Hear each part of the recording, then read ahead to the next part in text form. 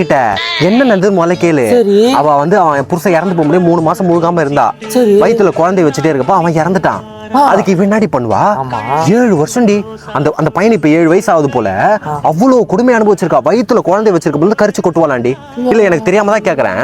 இப்போ ஒரு ஆம்பளை ஒரு பொண்டாட்டி இறந்துட்டானா அவன் தனியா வாழ்வானா? அவன் எப்படி வாழ்ந்துட்டு போவான்? அதே வந்து புருஷன் இறந்த பொண்ணுங்களா எப்படி தனியா வாழ முடியும்? அவங்க தனியா வாழ்றதே பாராட்டணுமா இல்லையா? கண்டிப்பா கண்டிப்பா. அந்த பொண்ணு வீட்டை விட்டு கூட வெளில வராது. அவளை அவ்வளவு கேள்வி கேட்பாளாம். அதே நான் தெரியாம தான் கேட்கறேன். இப்போ இந்த மாதிரி புருஷன் இல்லாம இந்த மாதிரி விதவையா இருக்கிறவங்க எல்லாம் அது என்ன அவங்கள பார்த்தாலே அவளை பார்த்துட்டு போவாத, அவன் மூஞ்சில முழிக்காத, எதுவுமே விளங்காது. என்னடி இதெல்லாம் ஒரு பேச்சாடி? இது ஒரு அன்பா தானே இருக்கணும் எல்லாருக்கிட்டையும். சக்கால்தீங்க. விதவை ஆயிட்டாலே அப்படியே வந்து உடனே அப்படியே ஒதுக்கி வச்சிடணுமா? எல்லாரும் மனுஷங்க. இதோ போற பாருடியாவ ஏக்கா இது அப்படியே விட்டுற கூடாது. இன்னைக்கு ஒரு வழி பண்ணினுக்கா வாக்கா இன்னைக்கு வாடி.